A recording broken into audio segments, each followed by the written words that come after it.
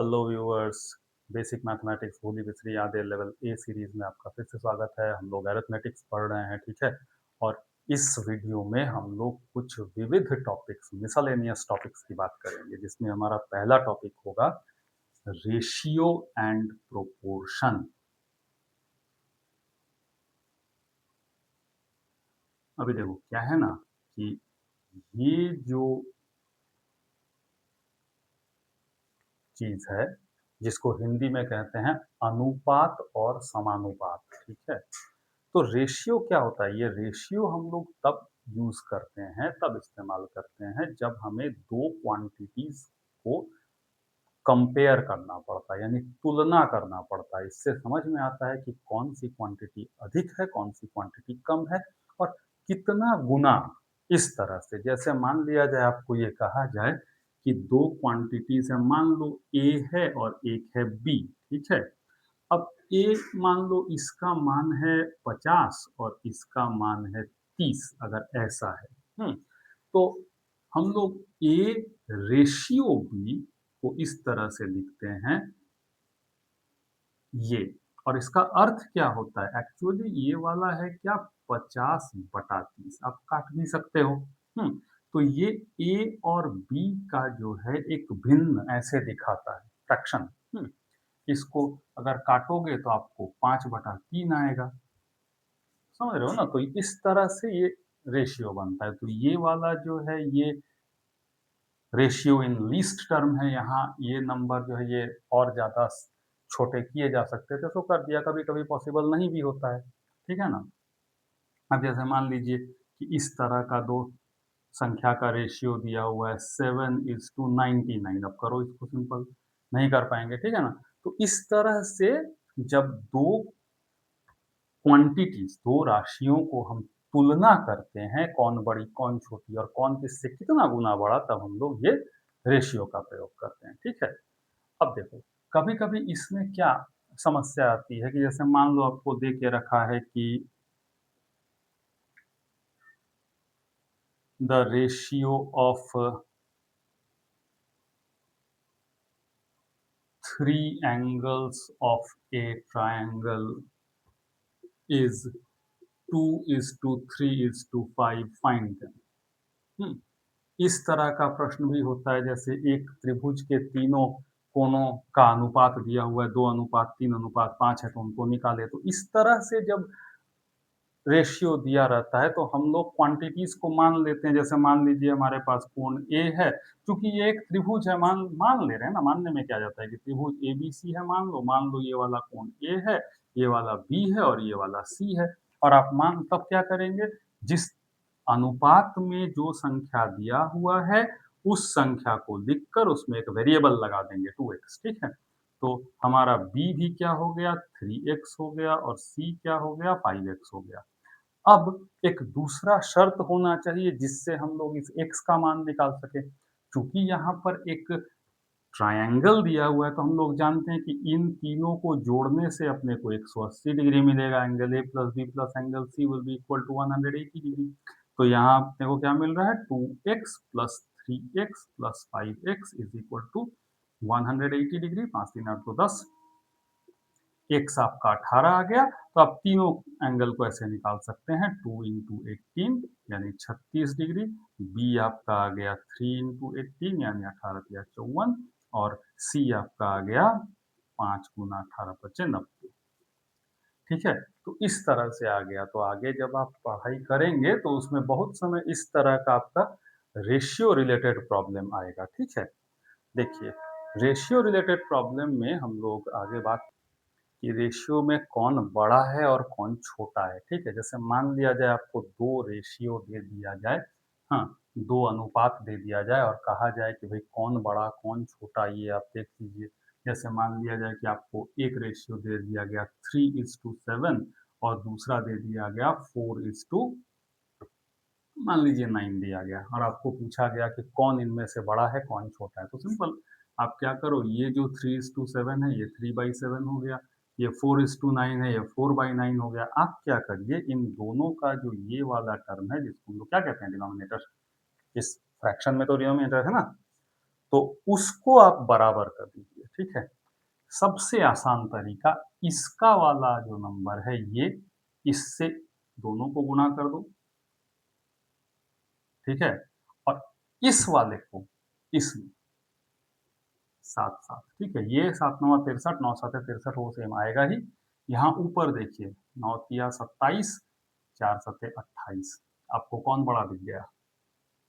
समझ गए ना? ये देखो, तो यानी ये अनुपात बड़ा आ रहा है, ठीक है? तो इस प्रकार से आप रेशियो की तुलना कर सकते हैं कि कौन-सा अनुपात बड़ा हो गया। इसमें आप स्पष्ट देख रहे हैं कि ये बड़ा हो गया, ठीक है ना? तो ये होता है। अब इसमें जो देखिए मैंने कहा ना कि ये वीडियो सीरीज़ उनके भी काम आएँगी जो आगे 11 में साइंस लेके पढ़ने वाले हैं, तो उनको कॉम्पोनेंडो डिविडेंडो जानना चाहिए।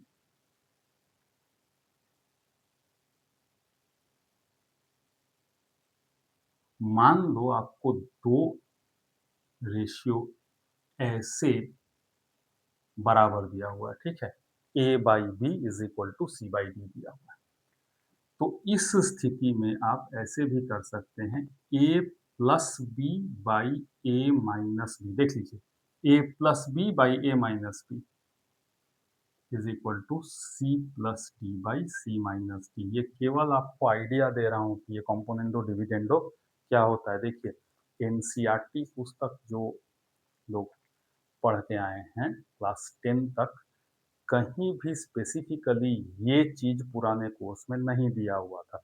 ये आईसीएसई बोर्ड की पुस्तकों में ये चैप्टर ही होता है रेशियो प्रोपोर्शन, वहाँ बढ़िया से दिया हुआ रहता है। तो सब स्टूडेंट तो आईसीएसई बोर्ड से होते नहीं है ना, सीबीएसई बोर्ड से भी हैं, हमारे स्टेट बोर्ड से भी हैं। तो सीबीएसई में फिर भी चलो मैं मान लेता हूँ कि कोई टीचर होंगे जो वो समझा दिए होंगे कभी किसी टॉपिक को पढ़ाते हुए, लेकिन जैसे हमारा झारखंड बोर्ड का जिस सरकारी, वहाँ तो आप कल्पना भी नहीं कर सकते हैं, ये शायद कोई बताया भी हो तो वो महान ही है वो शिक्षक, ठीक है?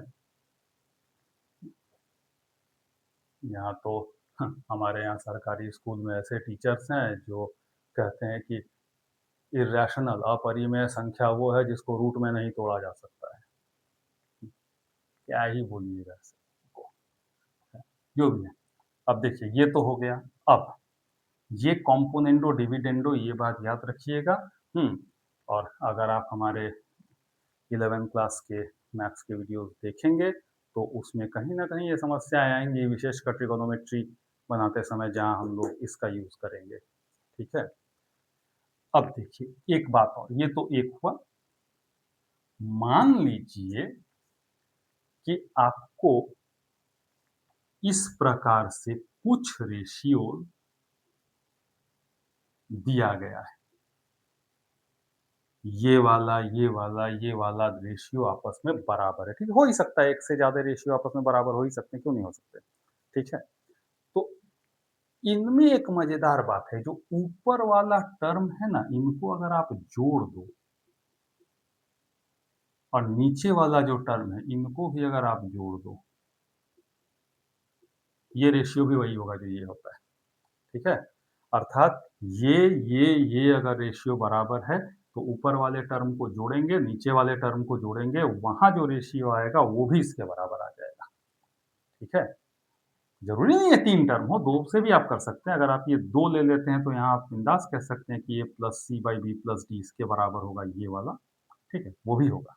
हुँ, तो ये जो है कुछ बातें हैं रेशियो और रेशियो लेकर के। अब हम लोग थोड़ा प्रोपोर्शन देख लें। प्रोपोर्शन जिसको हिंदी में क्या कहते हैं? समानुपात। समानुपात क्या होता है? जब आप 2 रेशियो की तुलना करते हैं इस तरह से कि वो दोनों बराबर है। जैसे ये भी हम लोग a by B is equal to c by D ले रहे थे, एक तरह से समानुपात ही था। पर लिखने का कायदा में ये ऐसे होता है, a is to b ratio C is to B, ठीक है ना? ये हो गया समानुपात। हुँ, जैसे आप कह सकते हैं ना कि इधर 2 क्वांटिटी का रेशियो और इधर 2 क्वांटिटी का रेशियो दोनों जो है बराबर-बराबर चल रहा है। इस तरह। अब इसमें जो ये वाला 2 पद है ना, B और C, ये दोनों इन दोनों को कहते हैं मीन, ठीक है। और ये दो दोनों हैं ए और डी, जो लास्ट लास्ट में बच गया, इन दोनों को कहते हैं एक्सट्रीम, ठीक है। तो प्रोडक्ट ऑफ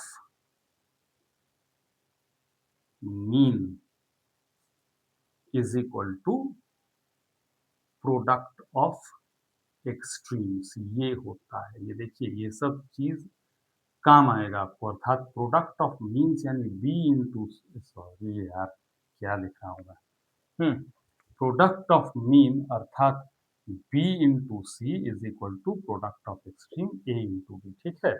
ये सब टेक्निक आपके काम आएंगे। देखो मैं फिर बता रहा हूँ, मैं थ्योरी की बहुत गहराई में या बहुत डिफिकल्ट प्रॉब्लम्स या बहुत ट्विस्टेड प्रॉब्लम्स नहीं बना रहा हूँ, मैं केवल आपको याद दिला रहा हूँ ये सब चीज़, ठीक है ना। उसके लिए एडवांस प्रॉब्लम के लिए अगर आपका सपोर्ट रहा तो लेवल बी वाले वीडियो सीरीज, लेवल सी वाली वीडियो सीरीज भी लाऊंगा, बस आपका सपोर्ट चाहिए, ठीक है। चैनल ग्रो करेगा, आप लोग साथ रहोगे तो ये भी वीडियोस भी आता रहेगा एक के बाद एक।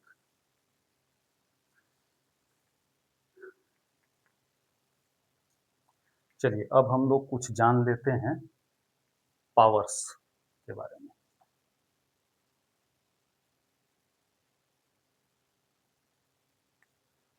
अब देखिए, मान लीजिए आपके पास दो संख्याएं ऐसे हैं, ए का पावर एम या एन, आप जो कहो। तो जैसे फॉर एग्जांपल आपको कहा जाए कि 3 का पावर 5, ये तो आप लोग जानते ही हैं मतलब क्या होता है। तो ये हो जाता है, 3 को आपको 5 बार गुना करना है, 1 2 3 4 5, ठीक है। ठीक है, ये 1 2 3 4 5 बार गुना करना है, ठीक है। तो ये मतलब क्या होता है कि इस संख्या को आप इतना बार गुना करेंगे अगर ये पॉजिटिव इंटीजर है तो, ठीक है। यही बात है। ये वाला जो आप देख रहे हैं, ए का पावर एम जैसा ही है, इसमें ये वाला नंबर, ये, ठीक है, ये कहलाता है आधार यानी बेस। और जो ये वाला नंबर है जिसके खोपड़ी पे बैठा हुआ है, ये कहलाता है इंडेक्स या एक्सपोनेंट,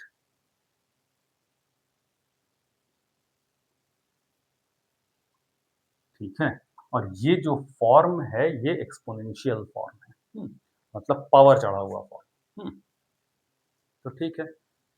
तो अब देखिए, जब ये पॉजिटिव इंटीजर है ये पावर, तो आप उतना बार गुना कर देंगे। लेकिन अगर पॉजिटिव इंटीजर नहीं रहा, जैसे मान लीजिए कि अगर ये 3 का पावर 2/3 रहता, तो आप 2/3 बार गुना करते, क्या नहीं करते ना, वहां की कहानी अलग है, बता रहा हूँ बस समझिए। उसके पहले आप कुछ रूल्स देख लीजिए। अगर बेस सेम है, और हाँ, एक महत्वपूर्ण बात बताऊंगा, ए एम को अगर ए एन के साथ आपका गुणा किया हुआ है, तो यहाँ आप देख रहे हैं ना कि दोनों बेस जो है वो सेम है, बेसेस सेम है, एक्सपोनेंट अलग हो ना हो फर्क नहीं पड़ता, पावर्स को जोड़ देंगे, ठीक है। अगर ये डिवाइड किया हुआ है, भाग लगाया हुआ है, तो आप पावर्स को घटा देंगे, ठीक है। ब्रैकेट लगा करके और पावर दिया हुआ है, तो यहाँ पावर वाले नंबरों को आप गुणा कर सकते हैं, ये काम कर सकते हैं, ठीक है। तो ये तो है कुछ बेसिक रूल्स। अब मान लीजिए कि इसके ऊपर नेगेटिव पावर चढ़ा हुआ है, ठीक है। तो इसका मतलब आपको ऐसे समझ लेना है, ये 1/a⁴ होगा, ठीक है। जनरली जो मुख्य कॉन्सेप्ट है वो ये है कि ए का पावर अगर -1 हो, ए का पावर -1, ठीक है, तो ये 1/a ए कहलाएगा, लेकिन इन दोनों में एक शर्त होना चाहिए कि ए आपका शून्य कतई ना हो, ठीक है? कि अगर ये शून्य हो गया तो फिर 1/0 आएगा जो कि अनडिफाइंड होगा, जो हम लोग बात कर चुके थे पहले वीडियो में, ठीक है? तो ये 1/a इनवर्स यानी a का power 1 is equal to 1/a तभी होगा जब a स्वयं 0 नहीं हो, और a का पावर माइनस m भी 1/a to the power m तभी होगा जब a स्वयं 0 नहीं हो, ठीक है? नहीं तो ऐसे में देखिए, अगर आप कोई नंबर पकड़ लेते से आप 0 लेते हैं, उसका आप कुछ भी पावर चढ़ाइए, 4 चढ़ाइए, 0 का क्यूब कर दीजिए, 0 का कुछ भी कीजिए, ठीक है ना? मतलब ये वाला पॉजिटिव इंटीजर, पॉजिटिव नंबर है। तो आपका तो आंसर 0 ही आने वाला है। पावर माइनस में मत डालिएगा, गड़बड़ हो जाएगा फिर। तो ये सब जो पावर में माइनस का खेल है, कहाँ पर इन्फिनिटी, कहाँ इंडिटरमिनेट, कहाँ क्या होगा, ये डिटेल में फिर बता रहा हूँ, बहुत गहराई में नहीं जा रहा हूँ, ये बस आपको एक हल्का-फुल्का आइडिया दिया जा रहा है। गहराइयों में इसकी बातें हम लोग कैलकुलस में करेंगे, क्लास 11 वहाँ करेंगे, ठीक है? तो ये है कुछ मुख्य बातें जो आप जान के रखेंगे, तो शायद आपके काम आ जाएँगी। पुनः एक बार याद दिला दूँ, कोई भी नंबर अगर है a which is not equal to 0 by 0 अगर है, तो ये नॉट डिफाइंड है, ठीक है ना? ये चीज़ नॉट डिफाइंड में आएगा। तो इस तरह के केस में आप ध्यान रखिएगा थोड़ा, ठीक है? हाँ, अब अगर किसी संख्या का पावर खुद ही 0 रहा तो क्या होगा? उस स्थिति में आपको बस अभी देखिए बेसिक के तौर पे बता रहा हूँ, अगर ये a स्वयं 0 नहीं है, तो ये 1 आएगा। लेकिन अगर ये स्वयं 0 हो गया तो फिर कहानी अलग है, ठीक है? तो वो बाद में बात करेंगे उसकी। फिलहाल आपको इतना समझ में आया, तो अच्छी बात है। देखिए, अगर मान लीजिए कोई नंबर ऐसे लिखा हुआ है, जैसे मान लो आपको कहा गया कि अ, 25 और इस पर पावर 1/2 लिखा हुआ है। तो इसका सिंपल मतलब क्या है? ये है स्क्वायर रूट ऑफ 25। मान लीजिए इस तरह का कोई नंबर है 216, उसका ऐसे पावर लिखा हुआ है 1/3, यानी ये है क्यूब रूट ऑफ 216, ठीक है? तो इसी तरह से कोई भी संख्या अगर यहाँ रहे a और इस पर पावर अगर 1/n है, तो ये वाला nth रूट ऑफ ए आ जाएगा। बस ये ध्यान रखना है कि ये पॉजिटिव या नेगेटिव होने पर बड़ा फ़र्क पड़ जाएगा, ठीक है ना? कि अगर जैसे मान लीजिए अगर ए पॉजिटिव है तो कोई दिक्कत नहीं है, यहाँ हर तरह का एक n के लिए वो डिफ़ाइन हो जाएगा। लेकिन अगर ए नेगेटिव है तो यहाँ आप इवन नंबर पे काम नहीं कर सकते। जैसे मान लीजिए कि आपका अगर इस तरह का नंबर है, कल्पना कीजिए ना आपको ये दिया गया -27 और यहाँ लिखा गया 1/3, ठीक है? तो आप ठीक है क्यूब रूट ले लेंगे, किसका ले लेंगे? -27 का ले लेंगे, और आपको अच्छी तरह से पता है कि ये एग्ज़ैक्टली क्या चीज़ है? -3 इंटू -3 इंटू -3, तो चलिए इसके लिए आप 1 निकाल सकते हैं, -3 आंसर आ जाएगा, ठीक है? लेकिन यही अगर -27 का पावर यहाँ 1/2 होता, तो ये तो आप नहीं कर सकते, ये तो रियल नंबर में नहीं आएगा, ठीक है ना?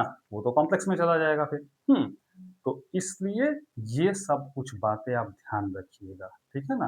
कि अगर ये वाला जो 1/n है, ये यहाँ पर n अगर इवन नंबर है, तो ये वाला जो रूट के अंदर का चीज़ है वो माइनस नहीं होना चाहिए। ऑड नंबर है, चलेगा, ठीक है? ये चलेगा। अब देखिए एक मिस्टेक जो प्रायः स्टूडेंट्स करते हैं, स्क्वायर करते समय, क्यूब करते समय कर देते हैं। हुँ, ऐसे मान लो कि -3 का स्क्वायर, अब चलो थोड़ा अच्छे तरह से एग्ज़ाम्पल देता हूँ। मान लिया जाए कि इनको कहा जाए कि x इक्वल टू -3 है, अब तुम बताओ x का स्क्वायर कितना होगा, ठीक है?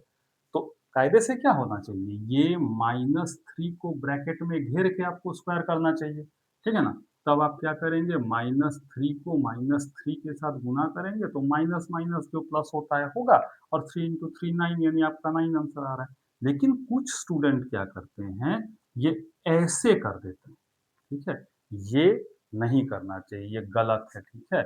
और कभी और उसमें भी अजीब बात है, कुछ लोग क्या करते हैं, -3 का स्क्वायर 9 लिख देते हैं, जबकि कुछ इस माइनस को रख कर के -9 लिख देते हैं। लिखने का तरीका तो दोनों गलत है। भले ही इस केस में आपका आंसर सही आ रहा है, लेकिन आपने कॉन्सेप्ट तो गलत लगाया है ना? तो ये नहीं है। जब भी किसी संख्या का आप स्क्वायर, क्यूब कुछ भी करो भाई, not only square, cube, power 4 कुछ भी करो, तो अगर उसमें नेगेटिव है तो उसको ब्रैकेट में डाल के काम किया कीजिए, ठीक है ना? ये सब चीज़ याद रखिएगा। तो ठीक है, आई होप ये वीडियो आपको अच्छा लगा होगा। हाँ, आपके मन में अगर कुछ संदेह उठ रहा है कि इसमें और ज़्यादा गहराइयाँ होनी चाहिए थी, और ज़्यादा कॉन्सेप्ट बताया जाना चाहिए था, तो फिर मैं बता दे रहा हूँ वो लेवल बी, ठीक है ना? आपका सपोर्ट होने से लेवल बी वीडियो भी आएगा। ये सिर्फ़ बेसिक बातें याद दिलाने के लिए थी, तो आप इस चैनल को सब्सक्राइब करें और चैनल को ग्रो करने में हमारी मदद करें। ज़्यादा से ज़्यादा संख्या में सब्सक्राइब करें, व्यूज़ बढ़ाएँ, ताकि हमें हौसला मिलता रहे और हम नए-नए वीडियोज़ आपके लिए लाते रहें। ठीक है, थैंक यू फॉर वॉचिंग।